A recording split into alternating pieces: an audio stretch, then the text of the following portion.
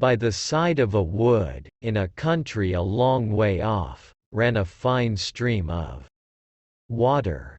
And upon the stream there stood a mill. The miller's house was close by. And the miller, you must know, had a very beautiful daughter. She was, moreover, very shrewd and clever, and the miller was so proud of her that he one day told the king of the land, who used to come and hunt in the wood, that his daughter could spin gold out of straw. Now this king was very fond of money. And when he heard the miller's boast, his greediness was raised, and he sent for the girl to be brought before him.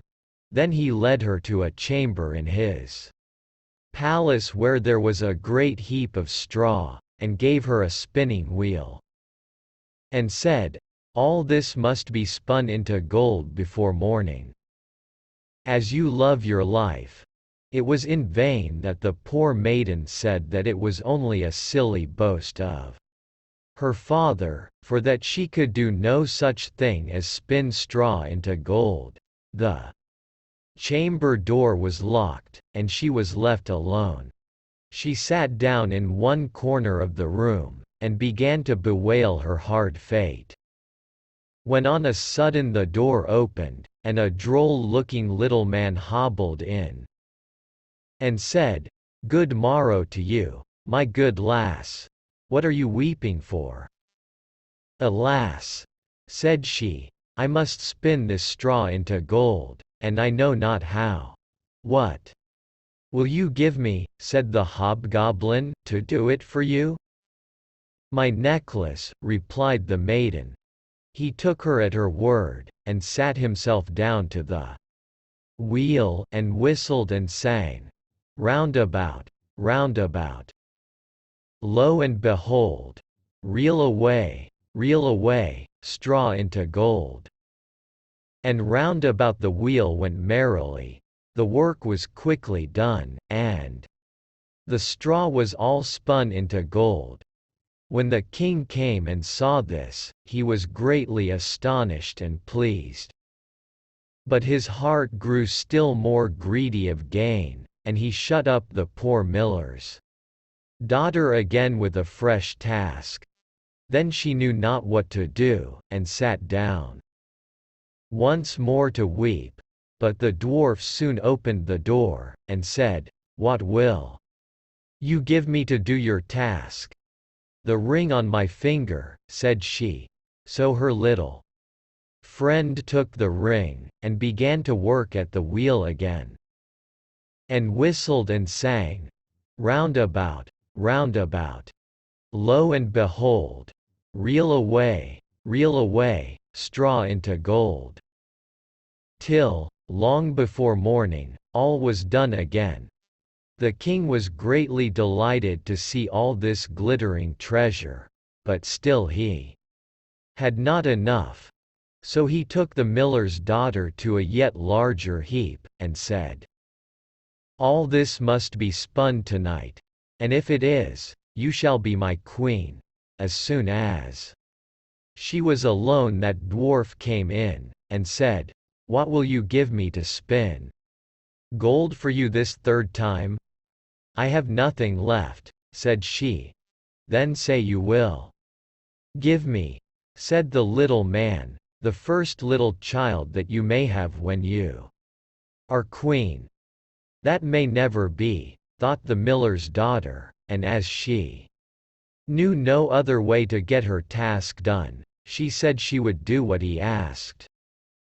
Round went the wheel again to the old song, and the mannikin once more spun the heap into gold. The king came in the morning, and, finding all he wanted, was forced to keep his word. So he married the miller's daughter, and she really became queen. At the birth of her first little child she was very glad, and forgot the dwarf and what she had said.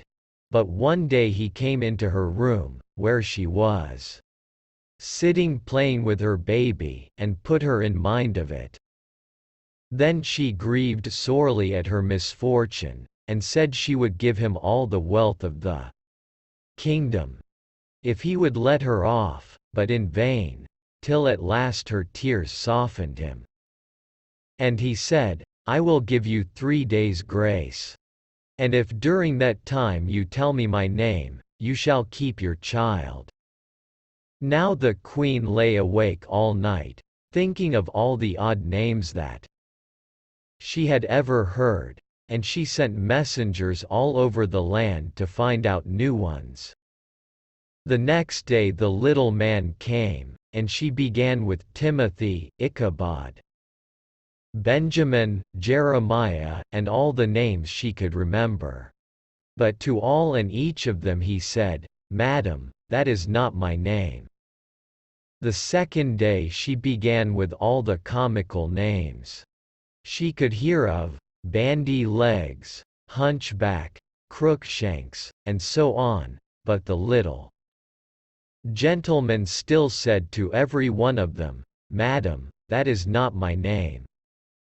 The third day one of the messengers came back, and said, I have travelled 2 days without hearing of any other names, but yesterday, as I was climbing a high hill, among the trees of the forest where the fox and the hare bit each other good night, I saw a little hut, and before the hut burnt a fire, and round about the fire a funny little dwarf was dancing upon one leg, and singing, Merrily the feast I'll make, today I'll brew, tomorrow bake.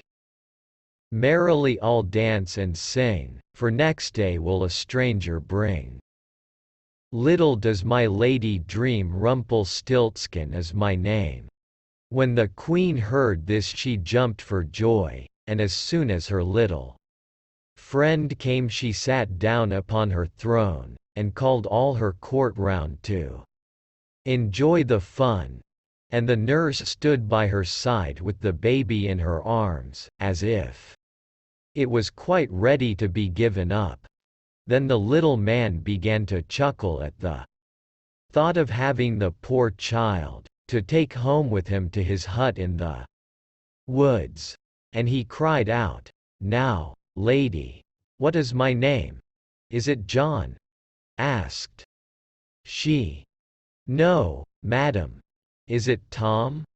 No, madam. Is it Jemmy? It is not. Can your name be Rumpelstiltskin? Said the lady slyly.